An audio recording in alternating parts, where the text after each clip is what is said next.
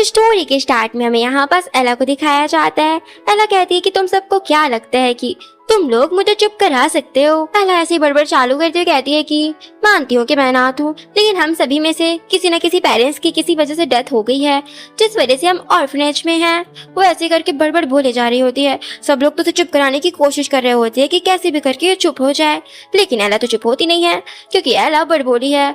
उसे बोले बिना रहा नहीं चाहता। और ऑर्फनेज के लोग तो एला से परेशान हो चुके हैं उसके बोलने की वजह से। सब लोग तो यहाँ पे अपनी कहानी पकड़ लेते हैं। फिर एला को एक बंदा चुप कराता है। यहाँ बस पीछे साइड तो एक बंदा कहता है कि क्या आप सचमुच इस लड़की को अडॉप्ट करना चाहते हैं? आप सोच लीजिए, ये बहुत ज्यादा बोलती है। मिस्टर लो तो यहाँ पे एला की तरफ देखते हुए सोचने लगे होते हैं और कहते हैं कि शायद मेरा बेटा एला की वजह से ठीक हो जाए। मिस्टर लो कहते हैं कि मैं इसी लड़की को अडॉप्ट करना चाहता हूँ, ये मेरे लिए बहुत अच्छा होगा। मिस्टर लो मन में सोचते हैं कि शायद इस लड़की की वजह से मेरे बेटे की बीमारी भी ठीक हो जाए। फिर यहाँ पे तो वो उसे अडॉप्ट कर लेते हैं। तो उस साइड हमें एक कार का सीन दिखाया जाता है, जहाँ पर बहुत सारे गार्ड्स खड़े हुए होते हैं। यहाँ पे वो कार को खोलते हैं। यहाँ पास से तो एक लड़का निकलता है जिसका नेम लुयान होता है। लुयान जो कि निकलता है, लुयान को ना एक अपेशिया नाम की बीमारी है। लुयान को ना अपेशिया होता है। लुयान जो कि बिल्कुल भी नहीं बोलता, उसके ना बोलने से परेशान है कि वो कैसे भी करके कुछ तो बोले। हमें यहाँ पास पता चलता है कि यंग मास्टर को अपेशिया है। नेक्स्ट सीन हमें दिखाया जाता है जहाँ पास लुयान तो एक पेड़ के ऊपर चढ़कर बैठा हुआ होता है और कुछ पेपर से फोल्ड करके बना रहा होता है। तभी यहाँ पास नीचे से तो यहाँ पे एला आ जाती है। एला के ऊपर तो लुयान का उस फोल्ड वाला पेपर नीचे गिर जाता है। फिर लुयान तो उसकी तरफ देखने लग जाता है। यहाँ पे तो दोनों का ही आई कांटेक्ट हो गया होता है। चलो तो यहाँ पास उस पेपर से बनाई हुई क्रेन को उठा लेती है और कहती है ये तुम्हारी बनाई हुई क्रेन है। यहाँ पे तो लुयान कुछ नहीं बोलता। लुयान तो फिर उतर कर अपनी क्रेन को लेकर चलने लग गया होता है। यहाँ पे एला भी उसके साथ चलने लग गई होती है और उसे बहुत ज्यादा बातें करने लग गई होती है। एला कहती है कि क्या तुम्हें मेरा ज्यादा बोलना परेशान कर रहा है? लुयान तो हमें कुछ नहीं बोलता है। यहाँ पे तो एला हाँ समझ लेती है। एला कहती है कि मेरे ज्यादा बोलने की वजह से सब परेशान हो जाते हैं और मुझे चुप रहने के लिए कहते हैं। तुम पहले व्यक्ति हो जिसने मुझे मना नहीं किया ज्यादा बोलने से। तभी यहाँ पे मिस्टर लू आवाज देते हैं। एला के पास आ गए होते हैं। यहाँ पास साइड पर तो लुयान छिप जाता है। मिस्टर लू तो यहाँ पे फिर एला को लेके जाने लग गए थे। यहाँ पे तो लुयान पेड़ के पीछे से एला को देख रहा होता है। एला भी उसकी तरफ देखती है। इन दोनों का वापस से आई कांटेक्ट होता है। फिर यहाँ पे लुयान वहाँ से चला जाता है। तो उसी साइड हमें यहाँ पे ग्रैंडपा को दिखाया जाता है, जो कि कह रहे होते हैं कि एला कब घर वापस आएगी। यहाँ पे मिसेस लू कहती है कि पता नहीं, लेकिन आप उसके लिए तरह एक्साइटेड क्यों हो रहे हैं कि वो घर आने वाली है। यहाँ पे ग्रैंडपा बताते हैं कि एला मेरी एक एम्प्लॉय की डॉटर है। अगर चॉन्गसन ग्रुप में वो दुर्घटना ना हुई होती तो उसके पेरेंट्स आज जिंदा होते और वो भी अपनी हैप्पी लाइफ जी रही होती। तब यहाँ पे एला आ जाती है। ग्रैंडपा तो एला से कहते हैं कि बेटा तुम तो कितनी पतली दुबली सी हो गई हो, कुछ खाती पीती नहीं हो, लेकिन तुम चिंता मत करो, तुम घर पर मैं तुम्हें इतना ज्यादा खाना वगैरह सब कुछ खिलाऊंगा कि तुम वापस से मोटी ताजी सी हो जाओगी। एला भी कहती है कि थैंक यू ग्रैंडपा। तब यहाँ पे तो लुयान आ जाता है। लुयान को देखकर एला कहती है कि अभी तो हम मिले थे ना, लेकिन यहाँ पे तो लुयान उसका हाथ झटक देता है, जिससे बेचारी एला तो नीचे गिर जाती है। जिससे बेचारी एला के तो हैंड्स पे चोट भी लग गई होती है। यहाँ पास तो मिस्टर एला को उठाते हुए कहते हैं लुयान से कि ये क्या बदतमीजी है, तुम किस तरह बिहेव कर रहे हो। लुयान से बहुत गुस्से में बात कर रहे होते हैं। एला यहाँ पे लुयान को बचाते हुए कहती है कि मैं खुद से गिर गई, इसमें इनकी कोई गलती नहीं है। तो चलो कहता है कि अब से एला घर पर ही रहेगी, तो तुम इस तरह नाटक बिल्कुल भी मत करना। तो चलो कहता है कि एला के साथ रहते रहते जल्दी ही लुयान ठीक हो जाएगा। मिसेस लू कहती है कि तुम्हें गलतफहमी हो गई है और कहती है कि तुम्हें क्या लगता है कि एक ऑर्फनेज से आई हुई लड़की मेरे बच्चे को ठीक कर सकती है, जबकि डॉक्टर्स भी मेरे बेटे को ठीक नहीं कर पा रहे हैं, जो कि मेरा बेटा इसके साथ नहीं रहना चाहता तो तुम इसे वापस से ऑर्फनेज में छोड़ आओ। एला कहती है कि आंटी प्लीज मैं अभी यहीं पे रहना चाहती हूँ, अगर लुयान मेरे साथ नहीं खेलता तो मैं यहाँ से चली जाऊंगी, फिर मैं आपसे बिल्कुल भी आर्गुमेंट्स नहीं करूंगी, लेकिन आप मुझे एक चांस दीजिए। न चाहते हुए भी यहाँ पे मिसेस लो को मानना पड़ता है। मिसेस लो तो एला को जरा से भी पसंद नहीं कर रही होती हैं। फिर यहाँ पे एला लुयान के रूम में आती है। लुयान ने तो यहाँ पे टेंट लगा रखा होता है। यहाँ पास एला उसके टेंट को ओपन करने के लिए बोलती है, लेकिन लुयान तो ओपन नहीं कर रहा होता है। फिर एला तो यहाँ पे उसको कैंची से उस टेंट को काट देती है। फिर अंदर कुछ जाती और कहती है कि क्या तुम मेरे साथ खेलोगे। लुयान तो यहाँ पे बुक्स रीड कर रहा होता है। यहाँ पे तो एला कहती है कि मुझे भी स्टोरी पढ़ना बहुत ज्यादा पसंद है। लुयान जो कि फोकसली पूरी बातें एला की सुन रहा होता है, लेकिन उसे वो ऐसा प्रिटेंड करवा रहा होता है जैसे उसे कोई फर्क ही नहीं पड़ता। एला कहती है कि हाँ मैं तो भूल गई, तुम तो बातें नहीं करते। एला तो फिर जबरदस्ती को बोले जा रही होती है। लुयान तो उठकर चला जाता है, वो बाहर पे आ गया होता है। एला तो यहाँ पास उस टेंट से झांकते हुए कहती है। तभी लुयान उसे अपने पास आने का इशारा करता है। एला भी उसके साथ खेलने के लिए चली जाती है। ऐसा एला को लग रहा होता है। यहाँ पास तो लियान सबको बाहर निकाल कर डोरी बंद कर देता है। एला कहती है कि लियान तुम मुझे ढूंढने आना, क्या तुम मेरे साथ हाइड एंड सीक खेलना चाहते हो? जब मैं ऑर्फनेज में थी ना तो वो लोग मुझे एल्मीरा में छिपा दिया करते थे, तुम प्लीज मुझे ढूंढने आना। लेकिन वो लोग तो एल्मीरा में छिपा कर मुझे ढूंढने के लिए आते ही नहीं थे। लियान तो एला की बातें सारी सुन रहा होता है, उसे सारा कुछ समझ में आ रहा होता है। ये सब कुछ सुनकर वो जान जाता है कि एला के साथ बहुत बुरा बिहेव किया जाता था, लेकिन एला समझ नहीं पाती थी। ये सब सुनकर तो यहाँ पे लियान एला के लिए डोर ओपन कर देता है। एला तो अपनी बकबक बंद ही नहीं कर रही होती है। लियान तो फिर अपने कानों पर ईयरबड्स लगा लेता है। यहाँ पे तो ग्रैंडपा कहते हैं देखो वो उसके साथ थोड़ा बहुत बातें उसके सुन रहा है, उस पर वो फोकस कर रहा है। यहाँ पास मिसेस लू भी कहती हैं चलो देखते हैं कि ये लड़की क्या क्या तरकीबें लगाती है। नेक्स्ट सीन हमें डिनर का दिखाया जाता है जहाँ पर सभी लोग डिनर कर रहे होते हैं। एला तो यहाँ पे सारी डिशेस को देखकर कहती है इतना शानदार भोजन कितने टाइम से मैंने नहीं खाया। ऑर्फनेज में तो मुझे बस ब्रेड वगैरह ही बस मिला करती थी, ऊपर से ऑर्फनेज की आंटी वगैरह भी मुझे बहुत कम खाना दिया करती थी, जिससे उस खाने से मेरा पेट भी नहीं भरा करता था। फिर जब बात लेने के लिए गई थी ना तो मैंने ना उनके कपड़े चुरा लिए थे, जिस वजह से वो परेशान हो गई थी। इतना कहकर तो वो हंसने लग जाती है। फिर इसी दौरान मैं जाकर खाना खा लिया करती थी। यहाँ पे तो एला खाते टाइम भी बकबक बोली जा रही होती है, तो यहाँ पे उसके मुंह पे एक देसी डाल देता है जिससे उसे बोलती बंद हो जाती है। यहाँ पास तो मिस्टर लू और ग्रैंडपा तो बहुत ज्यादा खुश हो जाते हैं और कहते हैं कि देखा तुमने, उसने उसको डिशेस सर्व नहीं बल्कि उसे खिलाया अपने हाथों से। यहाँ पास तो एला भी लियान को सर्व करने लग जाती है, वो उसे वेजिटेबल वगैरह सर्व कर रही होती है। यहाँ पास तो लियान वेजिटेबल को साइड कर देता है और उसका सर्व किया हुआ नहीं खा रहा होता है। तभी मिसेस लू कहती है कि लियान किसी का भी टच किया हुआ खाना नहीं खाता। एला तो ध्यान से सब कुछ सुन रही होती है। एला कहती है कि लियान तुम ना डिशेस वगैरह वेजिटेबल वगैरह खाया करो वरना तुम वॉशरूम नहीं जा पाओगे। वो ऐसे बोलती है सबके मुंह से तो खाने निकल जाता है। बाद में तो यहाँ पे मिसेस लो मिस्टर लो से कहती है कि आपने किस तरह की लड़की को घर पे उठा लाया है, वो किस तरह के वर्ड्स यूज करती है, किस तरह बातें करती है, उसके तो वर्ड्स ही बहुत खराब होते हैं। यहाँ पे मिस्टर लो कहते हैं कि तुम्हें परेशान होने की बिल्कुल भी जरूरत नहीं है, तुमने देखा नहीं कि अभी एला को आए हुए बस 2 ही दिन हुए हैं और लियान के अंदर कितने ज्यादा चेंजेस आ गए हैं। मिस्टर लो कहते हैं कि और कोई बात नहीं है, वो जल्दी सब कुछ सीख जाएगी, अभी वो बच्ची है। फिर यहाँ पे तो वो चले जाते हैं। यहाँ पे मिसेस लो तो फिर किसी से बात करती है स्माइल कर करके। नेक्स्ट सीन में तो यहाँ पे लियान स्टडीज वगैरह कर रहा होता है और एला को भी करा रहा होता है। एला जो कि स्टडी में बहुत ज्यादा बूंदू होती है, वो तो लियान से बोले जा रही होती है। तभी यहाँ पे एला तो फिर उसे लिख लिख कर बातें करने लग जाती है। लियान भी उसे लिख लिख कर बातें करने लग जाता है। एला कहती है कि तुम इस पर अपनी विश लिखो, तुम्हारी विश पूरी हो जाएगी। लियान तो यहाँ पे उस पेपर पे लिख देता है कि मुझे होप है कि तुम अब ज्यादा नहीं बोलोगी, तुम चुप हो जाओगी। यहाँ पे तो एला अपने मुंह पे टेप ही लगा लेती है। यहाँ पे एला कहती है लिखते हुए कि अब मैं बोल नहीं पाऊंगी। एला तो यहाँ पास कहती है कि अगर तुम हंसोगे तो मैं अपने पैरों को बॉल पर किक करूंगी। यहाँ पास तो लियान इतना सुनते साथ ही उसके मुंह से टेप निकाल देता है और कहता है कि तुम्हें मेरे लिए चोट पहुंचाने की जरूरत नहीं है खुद को। तो वहाँ पे मिसेस लो आ जाती है। मिसेस लो तो एक लड़की को लेकर आई हुई थी और कहती है कि ये मेरी फ्रेंड की डॉटर है, ये तुम्हारे साथ अच्छी तरीके से खेलेगी। मिसेस लो यहाँ पे एला को कहती है कि तुम मेरे साथ नीचे चलो और कुछ फ्रूट्स वगैरह लेती आना। यहाँ पे एला चली जाती है। यहाँ पे तो लिंजी तो यहाँ से कहती है कि मुझे इस बात से कोई प्रॉब्लम नहीं है कि तुम म्यूट हो, क्या तुम मेरे साथ गोल्फ खेलोगे। यहाँ पास तभी तो एला भी आ जाती है फ्रूट्स लेकर, लेकिन यहाँ पास तो लियान उसे इग्नोर करके वहाँ से चला जाता है। यहाँ पे तो लिंजी को जरा भी अच्छा नहीं लगता कोई उसे इग्नोर करे। यहाँ पास तो वो बहुत ज्यादा उससे बुरा भला बोलने लग जाती है कि तुम एक बेकार से म्यूट लड़के हो, अगर आंट ने मुझसे रिक्वेस्ट न की होती तो मैं तुम्हारे साथ खेलने के लिए भी नहीं आती, और उसे म्यूट बोल रही होती है। एला कहती है कि तुमने लियान को म्यूट कैसे कहा। लियान म्यूट नहीं है, वो उसे प्रोटेक्ट करने की पूरी कोशिश कर रही होती है और कहती है कि मैं उसको प्रोटेक्ट करूंगी हमेशा। यहाँ पास पीछे से तो लियान सारी बातें सुन रहा होता है। और रही बात लियान की तो वो ज्यादा बोलता नहीं है, उसकी तरफ से मैं बोल सकती हूँ। लेकिन क्या हुआ, तुम्हारी तो जुबान ही खराब है, तुम तो काली जुबान हो। एला यहाँ पे उसे भी बहुत बुरा सुनाती है। यहाँ पास तो ऐसे सुनने की बारी आती है। यहाँ पास तो इस लिंजी से जरा भी बर्दाश्त नहीं होता। यहाँ पास तो ये दोनों फाइटिंग करने लग जाते हैं। पहले तो लिंजी स्टार्टिंग करती है, यहाँ पे फिर एला भी उसे करती है। यहाँ पास तभी यहाँ पे पेरेंट्स लोग भी आ जाते हैं।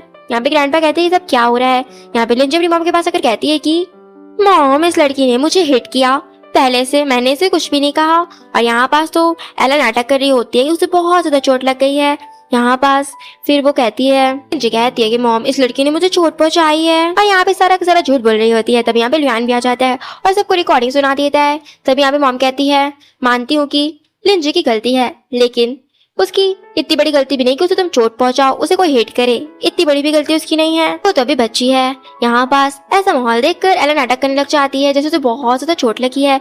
लियान तो परेशान हो जाता है और एला के पास भाग कर जाता है। तभी एला उसे वो आंख मारती है, इशारा करते हुए कि उसे चोट नहीं लगी है, वो तो नाटक कर रही है। यहाँ पास तो ग्रैंडपा बहुत ज्यादा गुस्सा हो जाते हैं और कहते हैं लिंजी से कि इसी वक्त माफी मांगो। यहाँ पे तो लिंजी बड़ी बदतमीज होती है, वो कहती है कि मैं माफी क्यों मांगू, मैं माफी नहीं मांगने वाली। मॉम भी यहाँ पे उसे फोर्स करती है, तब जाकर लिंजी को माफी मांगना ही पड़ जाता है। वो तो माफी मांग के गुस्से में वहां से चली जाती है। बाद में तो एला अपने चोट पर मेडिसिन वगैरह लगा रही होती है, उसे बेचारे को तो बहुत ज्यादा पेन भी हो रहा होता है। तभी यहाँ पास लुयान आ जाता है। लुयान भी उसके चोट पर मेडिसिन लगाता है खुद से। लुयान तो यहाँ पर पेपर से बनाई हुई उसे क्रेन देता है। एला तो बहुत ज्यादा खुश हो जाती है। यहाँ पास तो लुयान कहता है कि तुम्हारी कोई विश हो तो मुझे फ्यूचर में बताना, मैं तुम्हें पूरी करूंगा तुम्हारी हर एक विश को। एला तो लियान को हक कर लेती है और कहती है कि मेरा बर्थडे है आज रात को। नेक्स्ट सीन में बर्थडे का दिखाया जाता है जहाँ पर सभी लोग एला का बर्थडे सेलिब्रेट करते हैं। यहाँ पे एला भी लियान को अपने साथ ही उसे केक वगैरह कट करवाती है। जैसे ही यहाँ पे लियान तो फिर उसे बाहर ले आता है और बाहर पर तो बहुत सारे फायरवर्क्स होने लगे होते हैं। एला तो बहुत ज्यादा खुश हो जाती है। बाहर से तो ये सारा कुछ मिस्टर लू और ग्रैंडपा भी देख रहे होते हैं। ग्रैंडपा कहते हैं कि ये दोनों साथ में कितने अच्छे लगते हैं। मिस्टर लू कहते हैं कि हमें इनकी मैरिज करवा देना चाहिए जब ये बड़े हो जाएं। ग्रैंडपा कहते हैं कि तुम सही कह रहे हो, लेकिन ये डिसीजन हमें इन दोनों पर ही छोड़ देना चाहिए। शांति यहाँ पे एला को पेपर देता और कहता है कि तुम अपनी इसमें विश लिख सकती हो। यहाँ पे तो एला उस पर लिख देती है कि मुझे होप है कि एक दिन तुम बोल पाओगे। यहाँ पास लियान उसकी ये विश को देख रहा होता है। एला कहती है तुम्हारी वॉइस को सबसे पहले मैं सुनना चाहूंगी जब तुम ठीक हो जाओगे। तो बाद में अपना रिजल्ट वगैरह दिख रही होती है। तभी यहाँ पास लियान तो अपने हाथों से पाइनएप्पल खिला रहा होता है। एला देखती है कि उसके फुल मार्क्स आए हैं क्योंकि लियान ने ही उसे स्टडीज वगैरह करवाई। एला कहती है कि मैंने तो अपनी पूरी लाइफ में ही फुल मार्क्स कभी भी नहीं लाए, इनफैक्ट मैं तो फेल होते होते बचती थी। तब यहाँ पे मिस्टर लू आ जाते हैं। मिस्टर लू के साथ तो एक डॉक्टर भी होता है। यहाँ पे मिस्टर लू कहते हैं कि क्यों ना तुम एक बार इनसे अपना ट्रीटमेंट करवा कर देखो। लियान तो यहाँ पे कुछ भी बात नहीं सुनता और वहां से उठ के गुस्से में चला जाता है।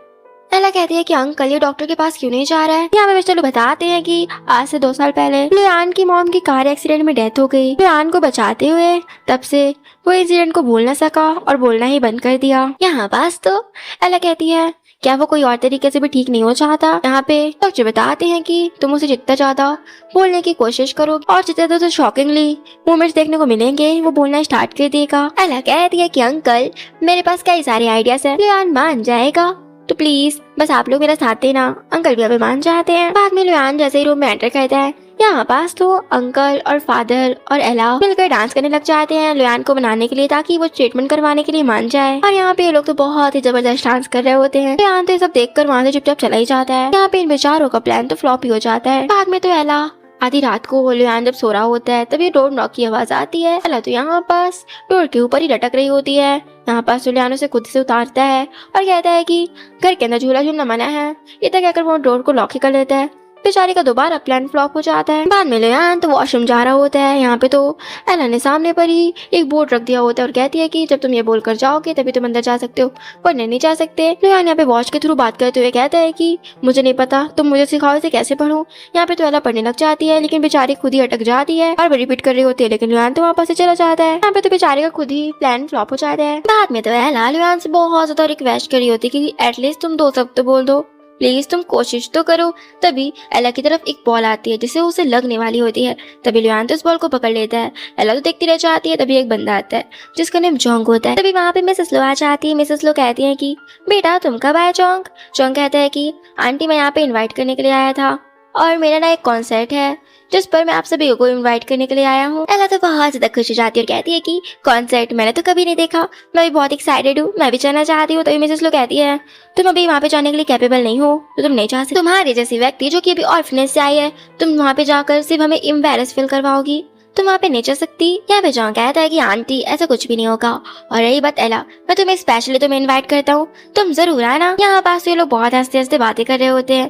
लियान तो सब कुछ देखकर जेलस हो रहा होता है। एला कहती है कि आप भी चलोगे ना।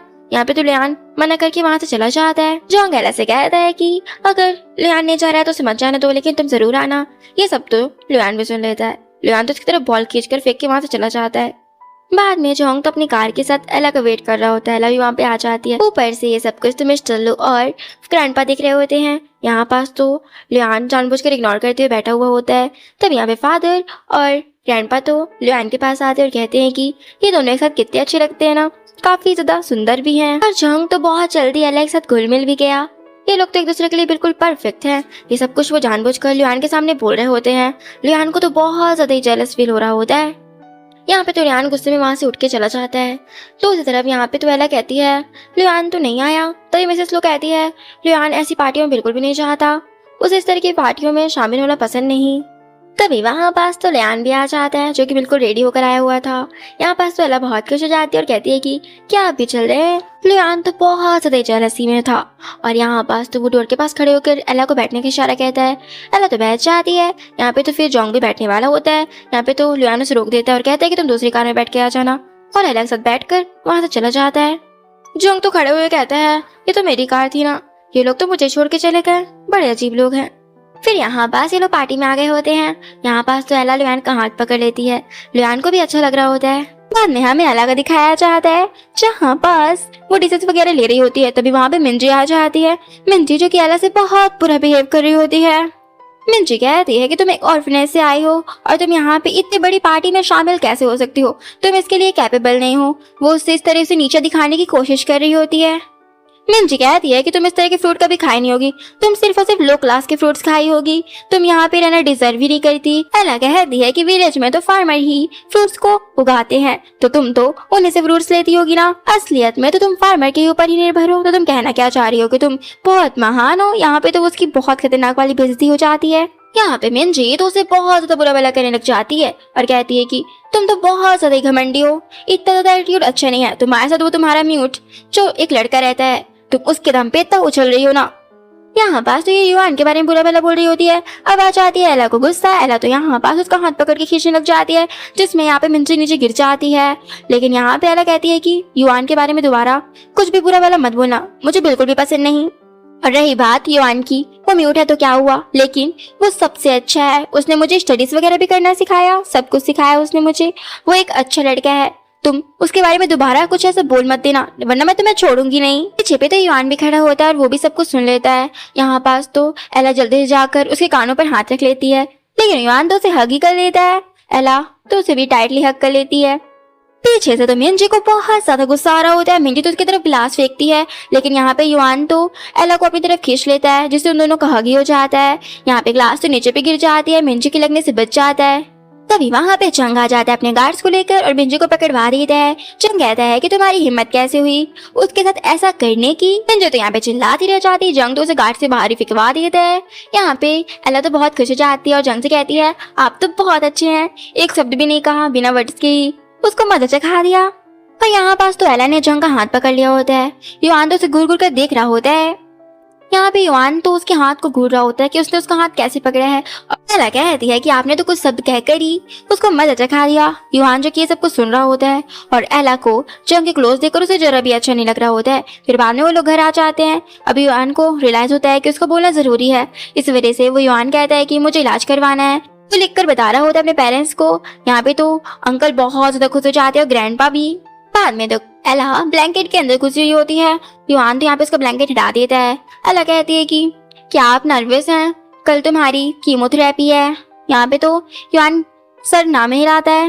एला कहती है कल तुम्हारा ट्रीटमेंट होने वाला है, इसलिए मैंने तुम्हारे लिए गिफ्ट प्रिपेयर कर रखा है। और यहाँ पास वो कहती है कि लाइट को ऑफ कर दो। यहाँ पे लाइट्स ऑफ हो जाती है। फिर यहाँ पे एला तो यहाँ पे एक लाइट को ऑन करती है। तो यहाँ पे दिखा रही होती है, जो कि ऊपर ऐसा लग रहा होता है जैसे कि तारे दिख रहे हो। यहाँ पे तो एला उसे दिखाती है। फिर यहाँ पास तो युआन भी हैप्पी हो जाता है एला की बातों से। बाद में ट्रीटमेंट का सीन दिखाया जाता है। यहाँ पास युआन का ट्रीटमेंट होने वाला था। डॉक्टर कहता है कि ट्रीटमेंट के लिए बिल्कुल शांत सा वातावरण चाहिए। एला तो यहाँ पे कहती है कि मैं यहाँ पे युआन के साथ रहना चाहती हूँ। यहाँ पे मिसेस लो कहती हैं नहीं तुम नहीं रह सकती, तुम बहुत ज्यादा शैतानी करोगी और मैं नहीं चाहती कि मेरे बेटे को कुछ भी हो। कहती है कि मैं प्रॉमिस करती हूँ कि मैं बिल्कुल भी हल्ला नहीं करूंगी। यहाँ पास तो मिसेस लो जरा से भी नहीं मानती और एला को अपने साथ ले जा रही होती हैं। तभी यहाँ पास युआन तो उसे मैसेज में दिखाता है कि एला मेरे साथ रहेगी और एला का हाथ पकड़ा हुआ होता है। तभी यहाँ पास फिर डॉक्टर से यहाँ पे युआन का ट्रीटमेंट करने लग जाता है। एला सब कुछ देख रही होती है। तभी यहाँ पास युआन को तो वो डॉक्टर उसके ऊपर सामने लटकाकर पेंडेंट दिखा रहा होता है, जिससे युआन पास्ट की याद करने लग जाता है, जहाँ पास उसकी मॉम की डेथ होने वाली थी। उसकी मॉम कहती है तुम सबसे बहादुर बच्चे हो, मैं इस दुनिया से जाने के बाद एक तारा बन जाऊंगी।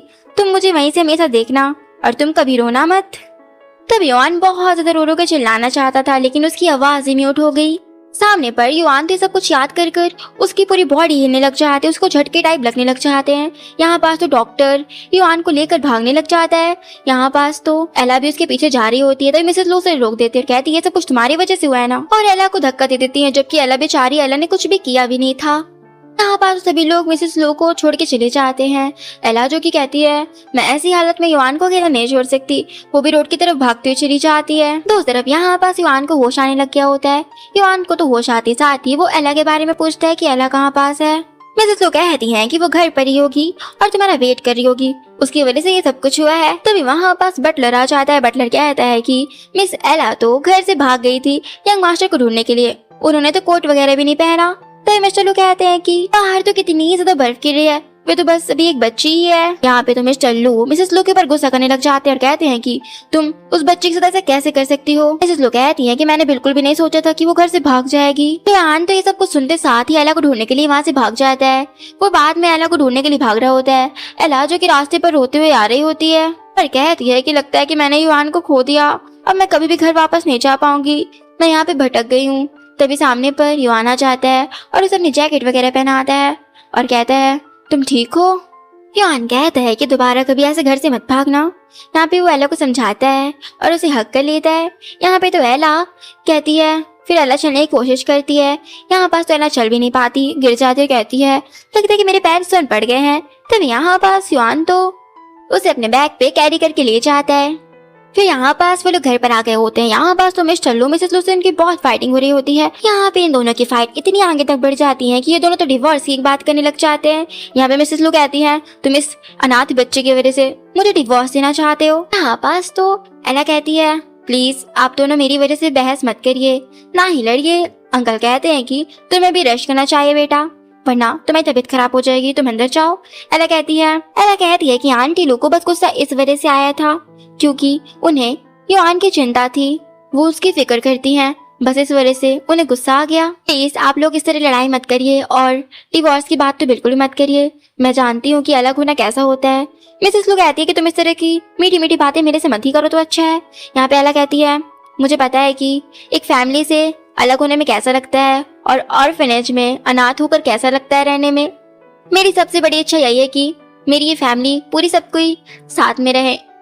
और मिसेस लू युआन से बहुत ज्यादा प्यार करती हैं, मैं नहीं चाहती कि मेरी वजह से वो अपनी इतनी अच्छी मॉम को खो दे। बाद में युआन तो एला को हॉट वाटर दे रहा होता है। एला कहती है ये तो बहुत अच्छी बात है कि मिसेस लू और मिस्टर लू के बीच सलाह हो गई। युआन कहता है कि क्या तुम सचमुच उन्हें दोषी नहीं ठहरा रही। एला कहती है कि मेरी तो कोई घर नहीं है और मैं अपनी वजह से आपकी फैमिली को भी नहीं तोड़ना चाहती, मेरे से बढ़कर मेरी इस फैमिली बहुत ज्यादा इम्पोर्टेंट है कि वो साथ रहे। फिर एला कहती है युआन से कि क्या तुम आज रात मेरे साथ सो सकते हो। मुझे अकेले डर लगता है। युआन तो नहीं मान रहा होता है। एला उसे कहती है प्लीज सो जाओ ना, मुझे बहुत डर लगता है अकेले। युआन तो फिर काउच पे जाके सो जाता है और लाइट्स को ऑफ ही कर देता है। यहाँ पास तो एला बहुत ज्यादा डर जाती है, वो जल्दी से सो जाती है। बाद में एला तो डोर पर कुछ स्टिकर वगैरह लगा रही होती है, तभी एला गिरने वाली होती है। युआन भी उसे पकड़ने के लिए आगे आता है, लेकिन उससे पहले ही मिसेस लू उसे पकड़ लेती है। यहाँ पे मिसेस लू उसे ऐसा दिखा रही होती है कि उसे एला की जरा भी फिक्र नहीं है, लेकिन उन्हें एला की बहुत ज्यादा फिक्र है।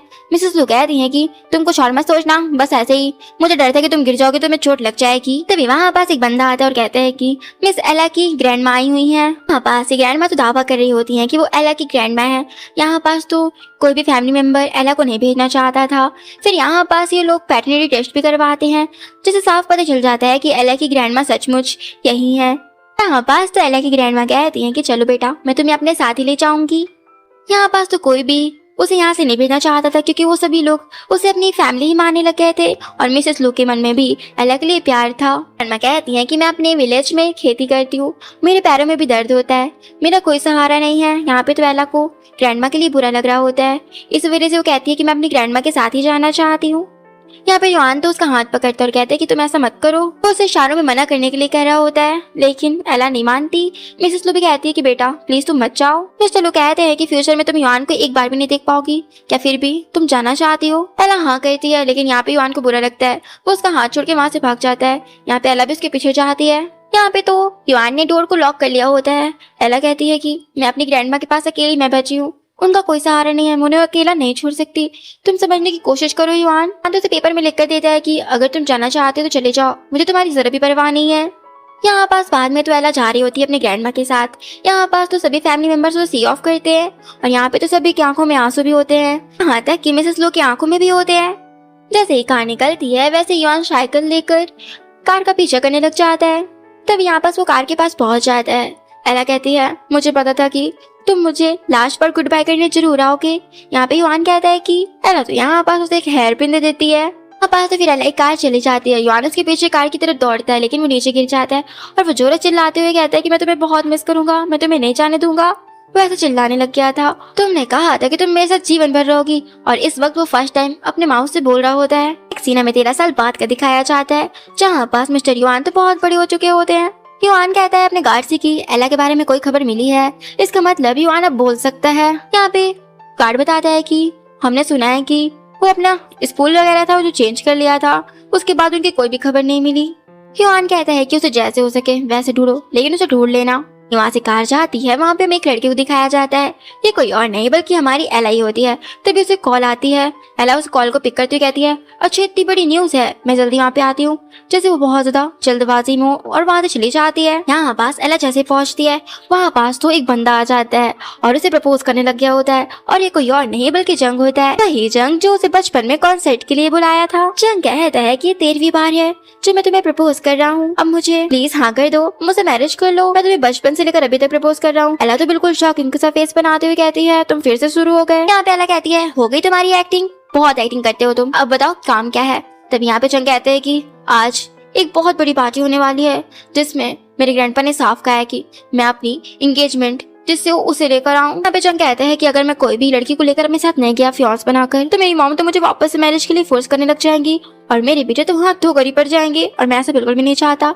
एला कहती है कि मैं डबल पैसे लूंगी इसके। तब यहाँ पे एला कहती है कि क्या युआन भी वहाँ पे आ रहा है। तब यहाँ पे जंग कहता है कि वो तो अपनी जीएफ के साथ अब्रॉड में है, वो कहाँ से आएगा। नेक्स्ट सीन में पार्टी का दिखाया जाता है जहाँ पास एला तो स्टेज पर खड़ी हुई होती है, अभी सामने पर तो युआन भी उसे देख रहा होता है। यहाँ पास उन दोनों का आई कांटेक्ट होता है। तभी लाइट्स ऑफ होती है और सामने से जंग आता है और एला को प्रपोज करने लग जाता है। तभी पीछे से तो जंग की मॉम आ जाती है और कहती है कि मेरी फैमिली की डॉटर इन लॉ एक स्टैंडर्ड वाली लड़की बन सकती है जो कि काफी ज्यादा रिच हो, तुम्हारे से पुअर सी नहीं। वैसे तो सुनाने लग गई होती हैं। एला को तो जरा से भी बर्दाश्त नहीं हो रहा होता है, इससे पहले वो सुना पाती। तभी यहाँ पास जंग उसे रोक लेता है और कहता है कि और उसके कानों पर कहता है कि मैं तुम्हें 8000 एक्स्ट्रा दूंगा। यहाँ पास तो फिर एला खुद को कंट्रोल करते हुए कहती है प्यार से कि आंटी क्या हमारे बीच कोई गलतफहमी हो गई है। तो यहाँ पे एला को बहुत बुरा भला सुनाने लग जाती है। एला से तो मुंह कंट्रोल ही नहीं हो रहा होता है उसका, उसे भी सुनाने का दिल कर रहा होता है। जंग कहता है कि मैं तुम्हें 80,000 दे दूंगा, प्लीज तुम थोड़ा देर कंट्रोल कर लो। यहाँ पे तो आन सुनाई जा रही होती, तभी पीछे से युआन कहता है कि आपकी हिम्मत कैसे हुई उसे इतना बुरा भला बोलने की, मैं युआन हूँ। युआन और एला ने तो एक दूसरे को पहली नजर में ही पहचान लिया होता है। एला कहती है तुम बोल सकते हो, मैंने तुम्हें बहुत दिनों से नहीं देखा है। जंग कहता है कि युआन तुम चाइना वापस कब आए। युआन कहता है कि एला मेरे साथ रही है, उसका अपमान करने बराबर मेरा अपमान करना है, तो प्लीज आप तमीज से उससे बात कीजिए। आंट कहती है एला तो अपने विलेज चली गई थी ना, तो फिर ये सब क्या। यहाँ पे युआन कहता है कि वो विलेज चली जाए चाहे कहीं भी चली जाए, लेकिन वो मेरी फैमिली की सदस्य हमेशा से रहेगी और सभी लोग एला को बहुत ज्यादा मानते हैं और मैं इसे ज्यादा कुछ भी नहीं बोलना चाहता। इतना कहकर तो वो एला का हाथ पकड़ के वहाँ से ले जाता है। यहाँ पास तो एला युआन से कहती है कि अंकल और आंट कैसी हैं और ग्रैंडपा कैसे हैं, सब कैसे हैं। युआन कहता है कि सब बहुत अच्छे हैं। एला कहती है भाई देवी तुम कैसे हो। युआन तो उसके क्लोज आने लग जाता है और गुस्से में कहता है कि तुमने मुझे कॉल क्यों नहीं किया, ना ही तुमने मुझे ढूंढने आई, तुमने कुछ भी नहीं किया, तुम तो बिल्कुल मुझे भूल ही गई थी। एला सोचती है ये ऐसे कैसे बात कर रहा है मुझसे, ये तो मुझे भूल गया था ना और अपने जीएफ के साथ था, मुझे जंग ने सब कुछ बताया है। तभी यहाँ पे एला इससे पहले कुछ बोल पाती है। तभी वहाँ पास मिंजी आ जाती है।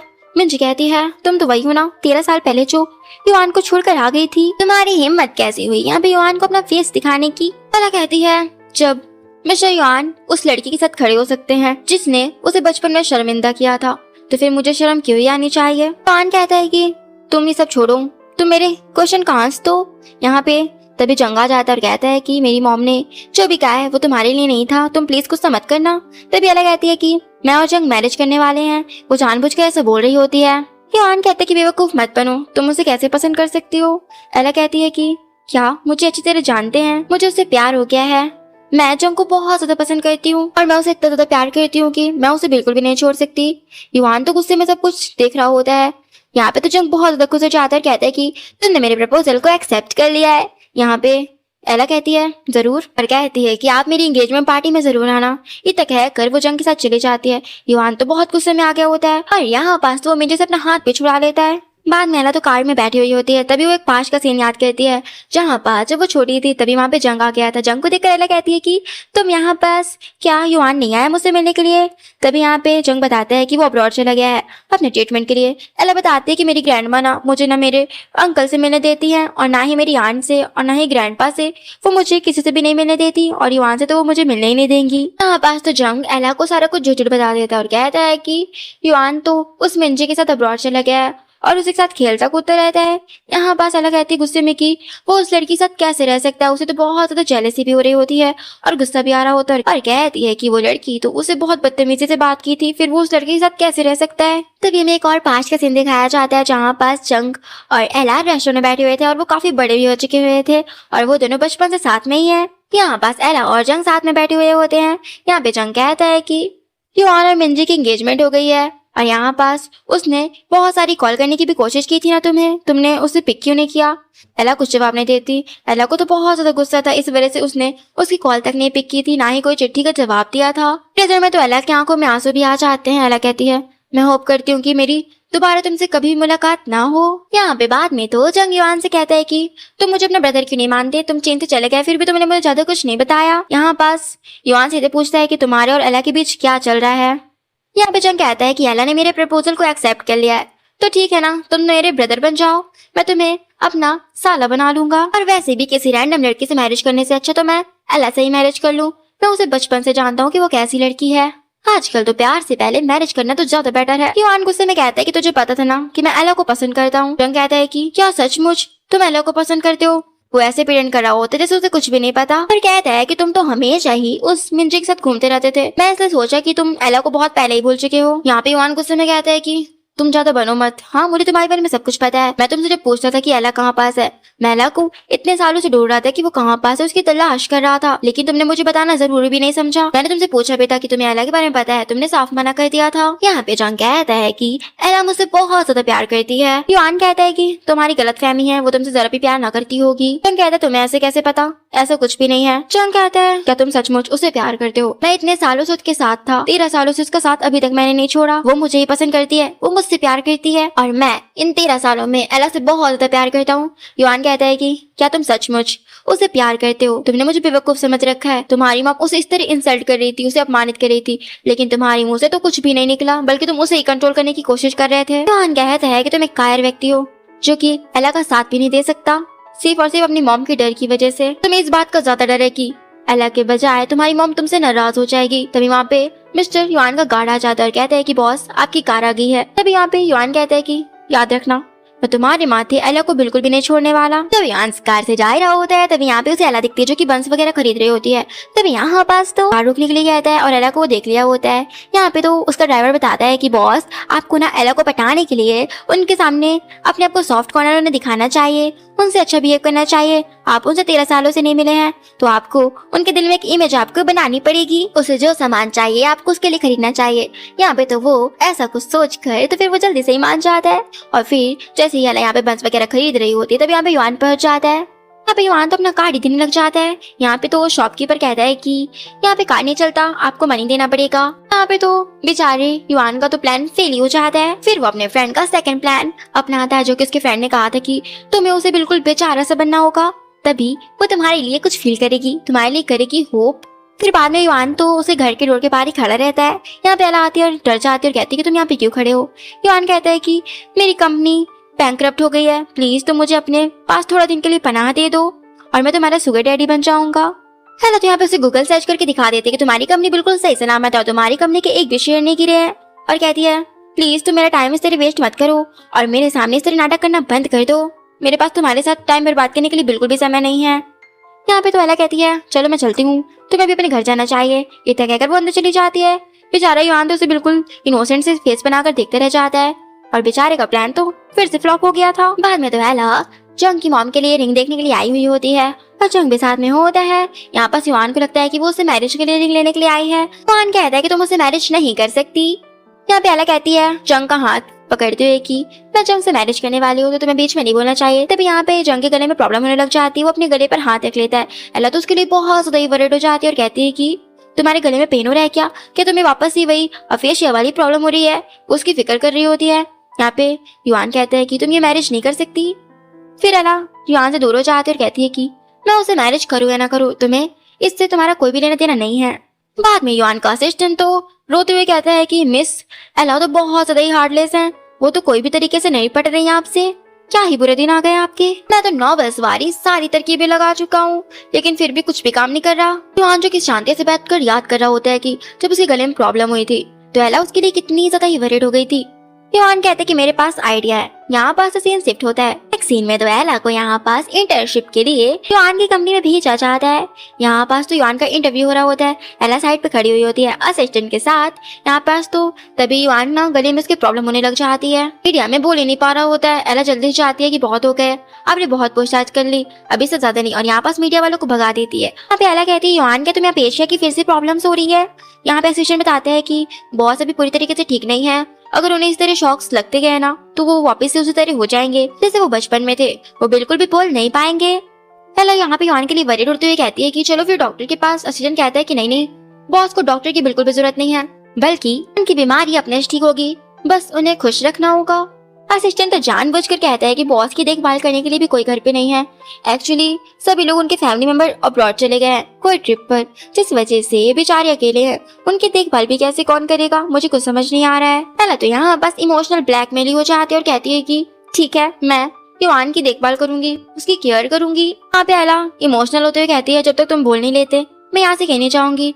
युआन तो उसे हक कर लेता है और यहाँ पे असिस्टेंट को इशारा करता है कि प्लान सक्सेसफुल हो गया। अब यहाँ पास वो युआन के घर पर आ गई होती है और वो देखती है कि सामान वैसा की वैसा है जैसा एला ने छोड़ कर गई थी। उसका रूम पूरा का पूरा बचपन के जैसा ही था। एला युआन पे ब्रेकफास्ट कर रहे होते हैं और ब्रेकफास्ट युआन ने बनाया होता है। यहाँ पे एला कहती है कि तुम्हें कुकिंग आती है? युआन कहता है कि हाँ, मुझे कुकिंग बहुत अच्छे से आती है। तभी वहाँ पर जंग आ जाता है। जंग से एला कहती है तुम यहाँ पास कैसे, तुम्हें पता कैसे चला कि मैं यहाँ पास हूँ? यहाँ पे युआन कहता है कि तुझे यहाँ पे आने के लिए किसने बोला था? जंग तो गुस्से में बोलता है कि तुमसे कौन पूछ रहा है, मैंने तुझसे बात नहीं की, मैं सिर्फ एला से मिलने के लिए आया हूँ। एला जंग से कहती है कि प्लीज युआन से तुम आराम से विनम्र से बात करो, वरना फिर से उसकी अपेशिया की बीमारी वापस लौट सकती है, और मैं ऐसा बिल्कुल भी नहीं चाहती कि वो वापस से उस बीमारी को झेले। यहाँ पे जंग कहता है कि तुम्हें वो टिकट चाहिए थी ना जहाँ पे हमें घूमना था, तो मुझे वो टिकट मिल गई है, तो तुम मेरे साथ ही चलो। यहाँ पास तो एला कहती है जरूर, मैं तुम्हारे साथ चलूंगी। यहाँ पास तो वो उसका जाने लग गई थी और कहती है युआन से कि तुम यहीं पे रहो और अपना जितना भी सब कुछ है काम वगैरह निपटा लेना। ये तक कहकर वो जाने वाली थी। तभी यहाँ पे युआन तो एक प्लेट जानबूझ के गिरा देता है। एला को युआन के लिए फिक्र होती है, इस वजह से वापस आ जाती है और जंग से कहती है कि मैं वहाँ नहीं जा सकती, मुझे युआन का ख्याल रखना है। युआन तो यहाँ पे जंग को आंखें दिखा रहा होता है कि वो इस बार जीत गया। यहाँ पास तो जंग गुस्से में वहाँ से चला जाता है। बाद में जब एला वर्क कर रही होती है ऑफिस में, तभी यहाँ पास मिंजी की एंट्री होती है। मिंजी जो कि उसकी हेड बनकर आ गई होती है और यहाँ पास एला को बुली करने की कोशिश कर रही होती है। जब वो नीचे जाती है यहाँ पास तो युआन उसे लेने के लिए आया हुआ होता है। ऊपर से मिंजी सब कुछ देख रही होती है, उसे तो बड़ा गुस्सा आ रहा होता है। मिंजी कहती है कि ये युआन एला के पीछे क्यों नहीं छोड़ता? एला तो यहाँ पास उसके साथ जाने से साफ मना कर देती है। युआन कहता है कि तुम मेरे साथ चलो, वो उसे लिख कर बोल रहा होता है, लेकिन यहाँ पास तो एला साफ मना कर रही होती है। यहाँ पास वो एक बंदे को बुला लेती है जो कि उसकी टैक्सी में बैठ के वो जाने वाली होती है। एला तो किसी को उसके जाने वाली होती है। तभी यहाँ पास असिस्टेंट उसे आंख दिखाता है, उसे देखकर तो वो बंदा वहाँ से फौरन से निकल जाता है। यहाँ पास एला के पास ऑप्शन नहीं बचता, युआन भी उसे पकड़कर अपने कार में बैठा लेता है। यहाँ पास तो युआन कहता है एला से कि क्या तुम मुझसे गुस्सा हो? एला कहती है मैं तुमसे गुस्सा क्यों होंगी? युआन कहता है कि मैं फिर तुम्हें खुश कैसे रख सकता हूँ, ये सब तुम्हारी ही गलती है। एला मन में सोच रही होती है कि ये सब तुम्हारी ही गलती है। एला कहती है कि अगर तुम आसपास के अपने लोगों को संभाल सको तो मैं तुम्हारे लिए बहुत ज्यादा ही आभारी रहूंगी। वो तो साफ साफ मिंजी की तरफ हिंट दे रही होती है। युआन को तो मिंजी के बारे में कुछ भी पता नहीं होता है कि मिंजी ने ऑफिस में क्या क्या किया है एला के साथ। इस वजह से वो कहता है असिस्टेंट से कि तुम पता करो कि आखिर इसके साथ आज ऐसा क्या हुआ है जो ये इतना ज्यादा अपसेट है, मुझे सब कुछ जानना है। फिर एला केक वगैरह लेकर जो ऑफिस में आती है। यहाँ पास तो मिंजी जानबूझकर उसे परेशान करने कहती है कि मुझे स्ट्रॉबेरी केक चाहिए था। कहती है कि मैंने सारी टाइप केक लेकर आया है, तुम्हें जो खाना है तुम वो खा सकती हो। मिंजी को तो बड़ा गुस्सा आ रहा होता है। मिंजी कहती है कि तुम मुझसे इस तरह बात कैसे कर सकती हो? तुम एक इंटर्न होकर मुझसे ऐसे बदतमीजी नहीं कर सकती, मैं तुम्हारी हेड हूँ। यहाँ पास तो एला उसको अच्छा खासा सुनाकर वहाँ से चली जाती है। बाद में तो मिंजी यहाँ पर जानबूझकर एला को क्लब में काम देती है ताकि उसके साथ कुछ गलत हो जाए। वो जानबूझकर ऐसा कर रही होती है। बाद में जब मिंजी वहाँ पे जाती है, वहाँ पास तो एक ठड़की से बंदा बैठा हुआ होता है जो उसके पीछे ही पड़ जाता है। यहाँ पास एला को ड्रेस रिमूव करने के लिए बोल रहा होता है। एला सोचती है कि मुझे कुछ पिक्स लेनी होगी, इस वजह से वो अपनी ड्रेस पे हाथ रखती है। तभी यहाँ पे युआन आ जाता है। युआन जो कि सब कुछ उसे पता चल गया होता है अपने असिस्टेंट के द्वारा। युआन भी यहाँ पे एला के साथ फिर वहीं पे बैठ जाता है और जानबूझकर उस ठड़की बंदे से सारा सच उगलवा रहा होता है कि उसने क्या क्या गैर कानूनी काम किए हैं। ये लड़की बंदा कहता है कि ये लड़की बहुत ज्यादा ब्यूटीफुल है, आप इससे खुशी हो जाएंगे। यहाँ पास फिर एला युआन के पास आती है और उसके माउथ से चॉकलेट खाती है। युआन तो यहाँ पे एला को लेके वहां से चला ही जाता है। युआन एला से कहता है कि तुम दोबारा इस तरह की डेंजरस प्लेस पे अकेले कभी मत आना प्लीज। वो उसकी केयर करते हुए ऐसे बोल रहा होता है। एला कहती है तुम्हें तो बड़ा मजा आ रहा होगा ना मुझसे झूठ बोलकर। तुमने मुझसे अपेशिया की बीमारी की झूठ ही बोला। मुझे तुम पर भरोसा नहीं हो रहा है, तुम कितने ज्यादा झूठे हो। तुम्हें तो बड़ा मजा आ रहा होगा मुझे बेवकूफ बनाकर। यहाँ पे असिस्टेंट कहता है कि बॉस आपको उसे बता देना चाहिए, मैंने बहुत सारी नॉवेल्स में देखा है कि यहाँ पे हीरो हीरोइन को बता देता है कि वो उसे प्यार करता है और उसको हक कर लेता है। आपको उसे बता देना चाहिए, उसे कन्फेशन कर देना चाहिए, आपको उसे बता देना चाहिए कि आप उसे कितना ज्यादा प्यार करते हैं। बाद में एला तो घर छोड़कर जा रही होती है युआन को। तभी वहाँ पे युआन आ जाता है। युआन तो यहाँ पास एला से कुछ नहीं कहता और उसके साथ जाने लग गया था और कहता है कि चलो मैं तुम्हें छोड़ देता हूँ। यहाँ पे वो जैसे ही जाता है आगे, यहाँ पे तो उसकी तबीयत खराब होने लग जाती है और वो गिरने लग जाता है। एला तो बहुत ज्यादा परेशान हो जाती है कि उसे क्या ही हो गया। यहाँ पे तो असिस्टेंट आ जाता है और कहता है कि बॉस लगता है फिर से बीमार हो गए, उनकी तबीयत बहुत ज्यादा खराब लग रही है, हमें डॉक्टर को बुलाना पड़ेगा। और यहाँ पे उनको बीमारी सी लग रही है, उनको फीवर वगैरह हो गया है लगता है। एला कहती है कि चलो जल्दी इन्हें अंदर ले चलो। फिर वो जल्दी से अंदर जाती है। यहाँ पास तो युआन असिस्टेंट को आंख मारता है, इसका मतलब कि ये लोग नाटक ही कर रहे होते हैं। असिस्टेंट तो एक एक्सक्यूज देकर वहां से एला को छोड़कर भाग के जाता है। यहाँ पास एला उसका फीवर वगैरह चेक करती है। वो जैसे ही जाती है युआन तो फीवर चेकर को तो वो पानी में डाल देता है जिससे उसको बहुत ज्यादा फीवर बता रहा होता है। एला तो यहाँ पे युआन की देखभाल करते वहीं पे सो जाती है। यहाँ पे युआन की आधी रात में नींद खुलती है। युआन एला का फेस देख रहा होता है और कहता है कि माफ करना, लेकिन मैं तुम्हें दोबारा खो नहीं सकता और मैं तुम्हें दोबारा छोड़कर तो बिल्कुल भी जाने नहीं दे सकता। और उसके फॉरहेड पर किस करता है। बाद में युआन तो बात लेकर आता है। एला तो युआन को देखती रह जाती है और कहती है तुम्हारे तो 8 एप्स हैं। युआन कहते हैं कि हमें देरी हो रही है तो हमें साथ में रेडी होना चाहिए। फिर यहाँ पे तो ये लोग साथ में ही ब्रश करने लग जाते हैं। एला युआन से कहती है कि मैं आज रात अपनी पैकिंग वगैरह करके वापस चली जाऊंगी। बाद में एला जब घर छोड़कर जा रही होती है, युआन कहते हैं कि अब तुम कहीं नहीं जा सकती, तुम यहीं रहोगी मेरे पास। एला कहती है कि हम जब बचपन में एक साथ थे अब हम उतना करीब नहीं रह सकते क्योंकि अब हम बड़े हो गए हैं। युआन कहता है कि मैंने तुम्हें अपने दिल में कभी भी अपनी सिस्टर नहीं माना है। एला कहती है कि बस करो और तुम मुझसे झूठ बोलना बंद कर दो। तुम्हारी ये पहले एंगेजमेंट उस मिंजी से हुई थी, तुम मुझसे तुम इस तरह बिहेव करना बंद ही कर दो। युआन तो एक्सप्लेन करना चाहता है लेकिन एला उसकी बात ही नहीं सुन रही होती है और जाने लग गई होती है। अब युआन को भी गुस्सा आ रहा होता है। युआन तो उसे वॉल से पिनी कर देता है। एला कहती है कि मुझे तुमसे कोई बात नहीं करनी और हाँ तुम अपनी वाइफ से कह दो कि मुझे परेशान करना बंद कर दे, मुझे हर चीज में वो बुली करती है। यहाँ पे युआन कहता है कि मैं तुम्हें भी दिखाता हूँ कि मैं उसे क्या मानता हूँ। तभी यहाँ पे मिंजी को कॉल भी आ रहा होता है। युआन उसका कॉल उठाता है। कॉल पर तो मिंजी बहुत ज्यादा रिक्वेस्ट कर रही होती है, कहती है कि मैं दोबारा तुम्हारे पीछे कभी भी नहीं पड़ूंगी, प्लीज तुम मेरी मॉम को बता दो और मुझे अफ्रीका मत भेजो प्लीज। युआन कहते है कि मैं तुम्हें लास्ट चांस दे रहा हूँ तो तुम मुझे बताओ कि हमारा रिलेशन क्या है। मिंजी कहती है ठीक है, मैं मीडिया में अनाउंस कर दूंगी कि मैं तुम्हारी मंगेतर नहीं हूँ, ये सिर्फ और सिर्फ रूमर्स थी। युआन तो कॉल को कट कर देता और कहता है कि अब तुम्हें पता चल गया ना कि ये सब कुछ झूठ है, सब कुछ बस गलत चीजें हो रही हैं। तुम्हारे जाने के बाद ही मैं अपना ट्रीटमेंट के लिए चला गया था अब्रॉड और कोइंसिडेंटली मिंजी भी अब्रॉड गई हुई थी, मुझे कुछ भी नहीं पता था। एला कहती है कि अगर ऐसा कुछ नहीं था तो जंग ने मुझसे क्यों कहा तुम दोनों साथ हो। यहाँ पे युआन कहता है कि मैं तुम्हारा ब्रदर वगैरह कुछ भी नहीं बनना चाहता, मैं तुम्हारे साथ रहना चाहता हूँ। मुझे पता है कि तुमने उस जंग का प्रपोजल एक्सेप्ट कर लिया है तो मैं तुम्हारा मिस्ट्रेस भी बन जाऊंगा, बट प्लीज मुझे छोड़ना मत। एला कहती है क्या तुम सचमुच पागल हो, जंग और मेरे बीच कुछ भी नहीं है, सिर्फ और सिर्फ जो प्रपोजल था मैंने उसकी मॉम को दिखाने के लिए सिर्फ और सिर्फ एक्टिंग कर रही थी, उसकी वो मुझे पैसे भी दे रहा था। पान कहते है कि तुम्हारी एंगेजमेंट उस जंग से होने वाली है, मुझे इससे बहुत ज्यादा हर्ट फील हुआ था। एला कहती है मुझे भी लगा था कि तुम्हारी एंगेजमेंट उस मिंजी से हो चुकी है, पिछली बार मैंने पार्टी में भी तुम दोनों को हाथ पकड़े हुए देखा था जिससे मुझे गुस्सा भी आ गया, फिर मैंने बिना सोचे समझे कुछ भी बोलकर चली गई। युआन कहता है ठीक है फिर तुम मुझे पसंद करती हो, मैंने इस पल के लिए पूरे 13 सालों से वेट किया है, तो क्या तुम मुझे अब इसका आंस दे सकती हो। एला कहती है ठीक है मैं भी तुम्हें पसंद करती हूँ। फिर क्या, फिर ये दोनों तो हक करने लग जाते हैं और किस करते हैं। बाद में युआंग जंग और उसकी मॉम यहाँ पे मीटिंग में बैठे हुए होते हैं।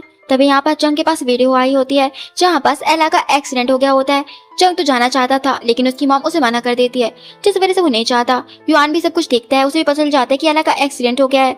वो तो कहता है कि मुझे कुछ काम है। इतना कहकर वो जल्दी से एला के पास चला जाता है। तो इस साइड एला घर पर होती है, अपने हाथ को देख रही होती है। तभी यहाँ पे युआन आ जाता है। युआन कहता है कि तुम ठीक तो हो? मुझे पता चला कि तुम्हारा एक्सीडेंट हो गया था। एला कहती है कि बस छोटी सी चोट लगी है, ज्यादा बुरा एक्सीडेंट नहीं हुआ है, डोंट वरी। युआन तो रोने लग जाता है, उसकी आय से भी आंसू निकलने लगे होते हैं। यहाँ पास तो वो उसे हग ही कर लेता है और कहता है कि मुझे लगा मैं तुम्हें फिर कभी नहीं देख पाऊंगा, मैं बहुत ज्यादा ही डर गया था। एला कहती है कि रोना बंद करो।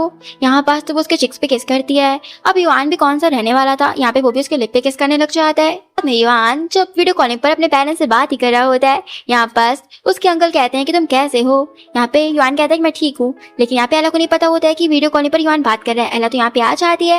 एला कहती है कि युआन मुझे ना तुमसे किस चाहिए। वो तुझे किस करने वाली थी। वो जैसे ही वीडियो कॉलिंग सामने पर देखती है, वो बेचारी इतना ज्यादा शॉक हो जाती है और एम्बेरस फील करती है। वो तो जल्दी से ही पीछे झुक जाती है। युआन कहता है कि एला और मैं रिलेशनशिप में आ गए हैं, अगर आप नहीं आए ना तो हम मैरिज भी कर लेंगे और आप हमारी मैरिज भी नहीं देख पाएंगे। वो जैसे ही कॉल कट करता है, एला कहती है तुम तो बड़े बुरे इंसान हो, तुमने मुझे बताया क्यों नहीं कि तुम वीडियो कॉलिंग पर बात कर रहे हो। मुझे कितना बुरा वो लोग समझ रहे होंगे, मैं क्या करूं, मैं कहाँ जाकर अपना फेस छुपाऊं। यहाँ पास तो वो एला को बैठाता है और कहता है कि बस करो, कोई कुछ नहीं समझेगा। और वो उसे किस करने वाला था, तब यहाँ पे जंग आ जाता है। जंग कहता है कि तुम ये मेरी फियांस के साथ क्या कर रहे हो। यहाँ पास वो कहता है कि एला मुझे तुमसे बात करनी है। युआन तो एला को नहीं जाना देना चाहता था। एला कहती है कि मुझे भरोसा रखो, मैं होकर बस आती हूँ।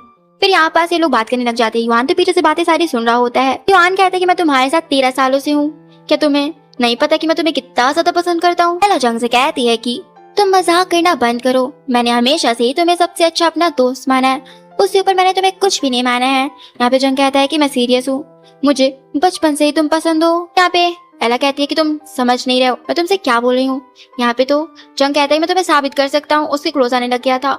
एला कहती है कि तुम पागल हो गए हो क्या। जंग कहता है कि तुम पागल हो, तो तुम सचमुच उस युआन के साथ ही आ गई हो ना। एला कहती है 13 सालों पहले मेरा उनसे कोई कानूनी संबंध नहीं था, लेकिन क्या तुम ये कहने की हिम्मत करोगे कि तुम इन 13 सालों में मुझसे कभी झूठ नहीं बोला है तुमने। मेरी ग्रैंडमा ने जरूर मुझे लो फैमिली में संपर्क रखने से मना किया था, लेकिन क्या तुम सचमुच नहीं जानते कि हम दोनों एक दूसरे को कितने टाइम से ही तलाश कर रहे थे। हमेशा युआन के बारे में सारी मुझे गलत गलत बातें ही बताते थे। तुम मुझे और युआन को अलग करना चाहते थे। मुझे तुम्हारी सारा माइंड का खेल समझ आ चुका है। जंग कहते कि मुझे प्लीज तुम एक और चांस दे दो, मैं दोबारा कभी भी झूठ नहीं बोलूंगा और ना ही कुछ गलत करूंगा। एला कहती है कि हमारी 13 साल की दोस्ती, बस दोस्ती काफी है। एला जैसे बाहर आती है, युआन उसे एक प्लेस पर ले आया हुआ होता है। यहाँ पास तो चारों तरफ बहुत अच्छी डेकोरेशन हो रखी होती है। युआन कहते कि हम 13 सालों तक अलग थे ना, और मैं हर दिन तुम्हारे बारे में सोचा करता था।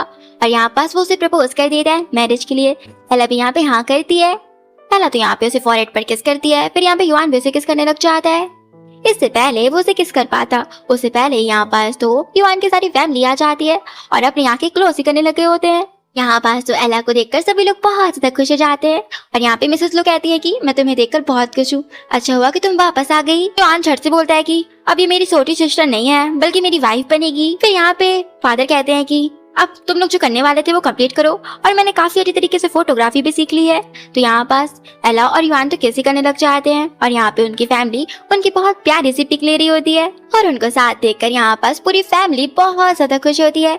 इसी के साथ हमारी इस स्टोरी की एक हैप्पी सी एंडिंग हो जाती है। सो फ्रेंड्स, आपको ये स्टोरी कैसी लगी कमेंट्स में जरूर बताना, और अगर स्टोरी पसंद आई हो तो प्लीज मेरे चैनल को सब्सक्राइब और इस वीडियो को लाइक शेयर करना मत भूलना। जल्दी लेकर आऊंगी एक अमेजिंग सी स्टोरी, तब तक के लिए बाय बाय गाइस।